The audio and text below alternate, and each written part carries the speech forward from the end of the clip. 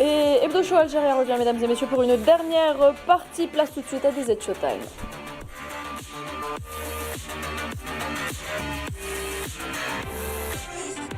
Et qui dit DZ Showtime dit Nariman Zekar. Bonsoir Nariman. Bonsoir Nohed, bonsoir messieurs. Et ce soir, Nariman, on va parler start-up, transition climatique et empreinte carbone avec votre invité du jour. Il s'agit de Rostom Mounnas, fondateur de Biofertech. Bonsoir. Bonsoir, merci pour l'invitation. Merci à vous de l'avoir accepté. Mais d'abord, Nariman, vous allez revenir sur quelques casseroles de l'extrême droite française. Et parfois, il y a des archives qui vieillissent mal, n'est-ce pas Nariman ?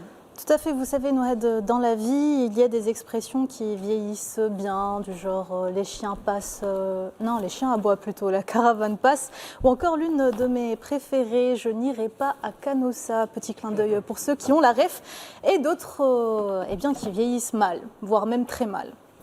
Oh mais non, c'est pas très grave, à la limite, les Français en ont marre, mais les Français en ont pas marre d'entendre parler des affaires, ils en ont marre qu'il y ait des affaires, ils en ont marre de voir des élus, je suis navré de vous le dire, qui détournent de l'argent, c'est scandaleux, parce que je vais vous dire, avec tout cet argent, ce qu'on aurait fait, hein, en termes de Restos du Cœur, en termes d'opérations pièges jaunes, c'est combien d'opérations pièges jaunes, tout l'argent qui a été détourné par les élus, et l'affaire des marchés d'Île-de-France qui va arriver devant la justice, si M. Perben lâche son coude, et qui met en cause le Parti Socialiste, le RPR, l'UDF et les Verts.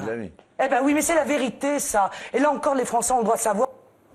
Eh bien oui, ils ont le droit de savoir, les Français. Mardi soir sur TF1, quelques heures après sa condamnation en appel, Marine Le Pen a eu une petite phrase, que je dirais presque désarmante. J'ai les mains propres, assurant qu'elle se présenterait tout de même à l'élection présidentielle de 2027. Et s'il le faut, même avec un bracelet électronique, hein, pourquoi pas, parce que de toute façon, c'est devenu un petit phénomène de mode dans la vie politique française.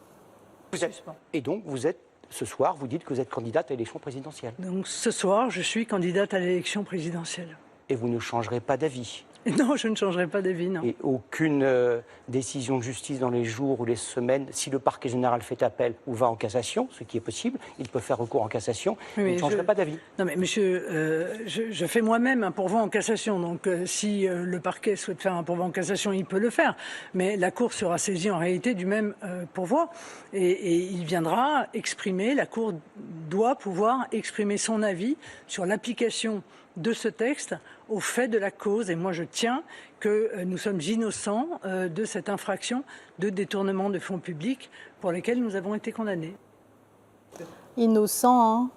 Je sais pas vous, mais bon, on est quand même parti vérifier par simple curiosité journalistique si Marine Le Pen et ses acolytes sont si innocents qu'ils prétendent l'être. Eh bien, il est vrai qu'il fut un temps, jadis, où Marine Le Pen préconisait l'inéligibilité à vie pour les élus condamnés. Mais ça, eh bien, c'était avant. On ne tire jamais les leçons. Je veux dire, est-ce que vous trouvez, franchement, je veux dire, DSK, Juppé, Hérault, Désir, Andrieux, Guérini, Dallongeville, Woerth, Tapie, Tron, Tibéri, Chirac, je veux dire, on ne tire jamais les leçons. Quand allons-nous tirer les leçons et effectivement mettre en place l'interdiction de l'inéligibilité à vie pour tous ceux qui ont été condamnés pour des faits commis grâce ou à l'occasion de leur mandat? Donc, comme vous le voyez, retour en 2013, affaire Cahuzac, Marine Le Pen cite la Tibéri, DSK, Chirac. Les politiques français n'en tireront donc jamais les leçons? Eh bien, apparemment non, à commencer par vous. Marine Le Pen, je vous rappelle vite fait la condamnation, 3 ans d'emprisonnement, dont 1 an ferme aménagé sous la forme d'un bracelet électronique, ainsi que 100 000 € d'amende et 45 mois d'inéligibilité, dont 30 avec sursis. Vous disiez donc, Madame Le Pen? Le Front National, non. Et moi, ma veste, elle est immaculée. Voilà. Et ils auront beau essayer de s'agiter, ils n'arriveront pas à me salir parce que j'ai une éthique, j'ai une morale, que je m'y tiens et que moi, quand je réclame l'éthique et la morale, je me l'applique à moi-même. Alors non seulement la veste immaculée, elle a pris des tâches, mais en plus, elle n'est pas seule à aller au pressing. Lui, Alliot, 1 an de prison avec sursis, 5 000 € d'amende, 2 ans d'inéligibilité. Julien Audoul, coupable lui aussi, 8 mois de prison avec sursis, 1 an d'inéligibilité avec sursis. Lui qui se présentait comme, je cite, ardent défenseur de l'intérêt général. Et puis on a Bruno Gollnisch, figure historique du parti, 3 ans de prison avec sursis, 25 000 € d'amende et 1 an d'inéligibilité. Le préjudice total de l'affaire des assistants parlementaires européens, c'est donc 2,8 millions d'euros de fonds publics. Votre argent à vous, sur 11 ans, 3 mandatures, 27 personnes jugées. Le parti lui-même condamné en tant que personne morale. Et là, je pense que c'est plus un accident de parcours, c'est carrément un système. Deuxième chiffre, et celui-là vient directement de la presse française, 83 députés RN sur les 122 que compte le groupe à l'Assemblée nationale, donc soit plus des 2/3 ont été épinglés pour des propos ou des comportements problématiques, sans parler bien évidemment des scandales de racisme, en veux-tu, en voilà. Donc pour résumer, repris de justice, voyou, raciste, 3 adjectifs, un seul parti. Et ce sont là ses propres chiffres, ses propres condamnations, ses propres consignes internes qui les documentent. Et c'est ce parti-là qui prétend bien évidemment donner des leçons de fermeté, de probité à l'Algérie. Alors, la prochaine fois qu'on nous parle de laxisme algérien ou de morale à sens unique, une seule question suffira. De quel côté est-ce que la Méditerranée se trouve réellement les véritables repris de justice ? Je dis ça, je dis rien. Mahdi. Non, mais c'est juste aberrant ce qui se passe actuellement dans la classe politique française. C'est juste, je sais pas, on dirait qu'on est en train de regarder un cartoon, quoi. Enfin, Ils vieillissent mal, les archives. C'est dingue, c'est juste dingue ce qui se passe actuellement. Voilà, on passe de ceux qui collectionnent les casiers, les condamnations, à ceux qui collectionnent les brevets, les distinctions internationales et les solutions innovantes. On passe donc à notre instant start-up du mois. Alors, ces derniers temps, on parle beaucoup sur les plateaux internationaux de transition climatique, de crédit carbone, de mécanismes comme le CBAM européen qui va bientôt, on le sait, taxer nos exportations selon leur empreinte carbone. Eh bien, dans la wilaya de Tiaret, une start-up algérienne Biofertech ambitionne de transformer des rejets miniers et industriels en solutions concrètes pour l'agriculture et en un outil de séquestration du carbone à grande échelle. Et pour en parler, on a le plaisir de recevoir donc le fondateur de Biofertech, ingénieur des mines diplômé de l'université de Béjaïa, Rostam Ounas. Merci encore une fois d'être avec nous. Je vous remercie, tout l'honneur est pour moi. Alors Rostam, pour ceux qui vous découvrent, Biofertech, c'est quoi en une phrase ? Est-ce qu'on transforme des déchets? On les transforme en quoi exactement? En fait, on fait la transformation ou le recyclage des rejets miniers, industriels et oil and gas aussi. Donc on les standardise, on les normalise avec des normes internationales pour en faire des amendements de sol novateurs. Donc des amendements de sol qui puissent même être à même de faire de la rétention d'eau, de la rétention de nutriments. Et dernièrement aussi, on commence à développer des méthodologies de séquestration carbone pour séquestrer du CO2 sous forme minérale pour des milliers d'années.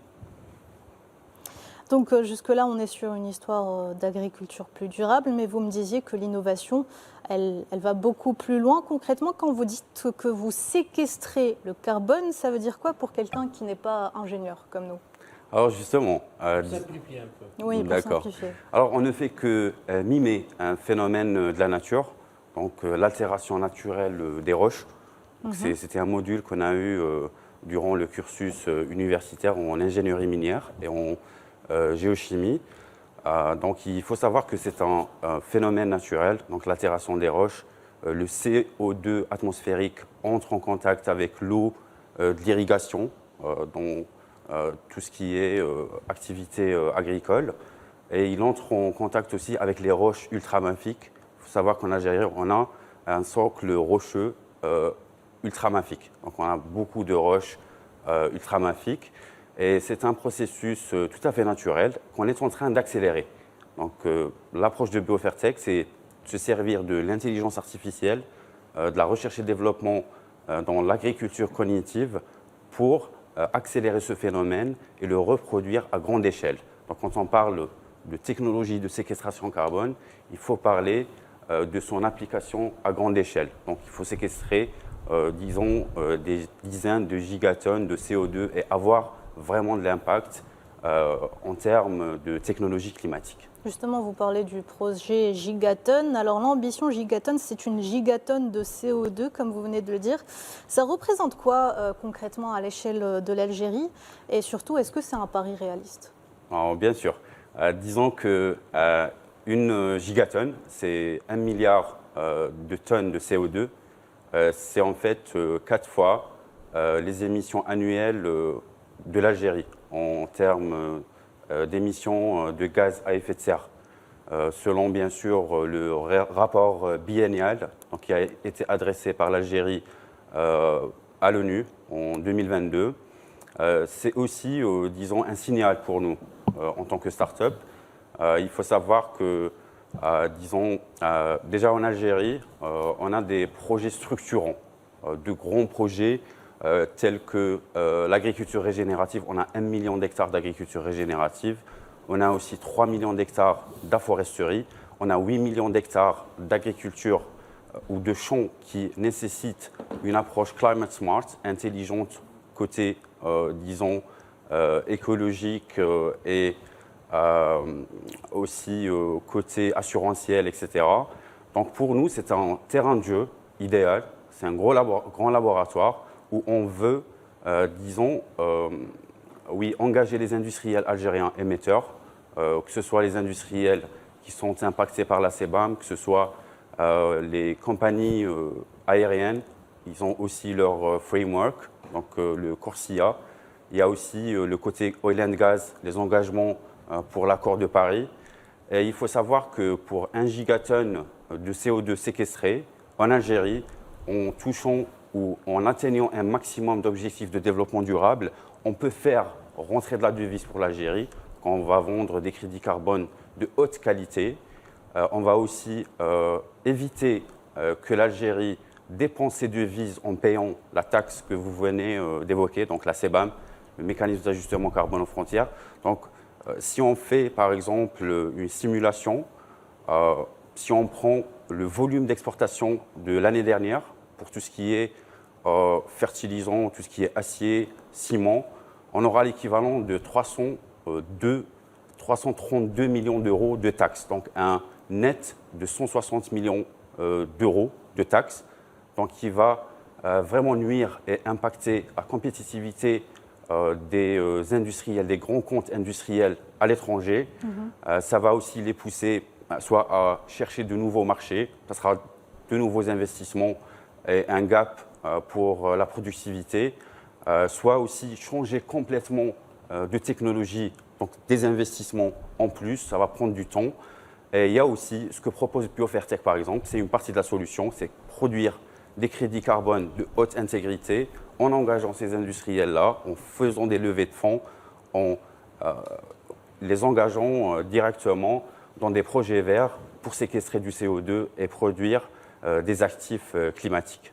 Justement, Roston, cette réussite, on peut dire qu'elle a dépassé largement la wilaya de Tiaret et même l'Algérie carrément. Vous avez été primé par l'Italie, vous avez également été primé par l'Union africaine et vous avez validé des marchés en Allemagne, en Corée du Sud, en Éthiopie et plus récemment aux Pays-Bas, c'est ça, en Hollande. Qu'est-ce que ça nous apprend sur le potentiel de l'Algérie dans ce secteur ? Alors justement, comme je le disais, l'Algérie c'est vraiment un laboratoire à ciel ouvert.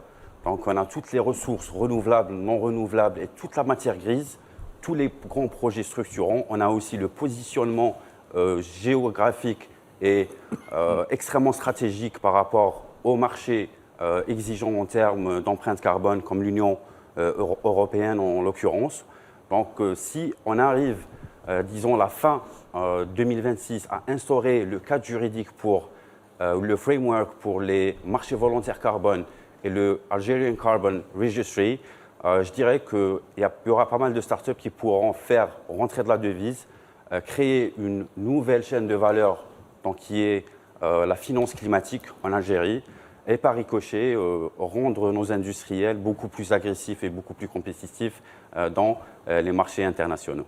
Merci Rostom. Je vous en prie. Merci beaucoup Merci. pour toutes ces Bravo, informations. merci. On vous souhaite bon courage et bravo pour ce que vous faites.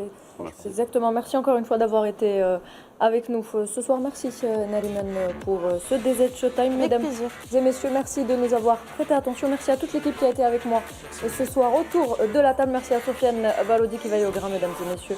À très bientôt. We'll be right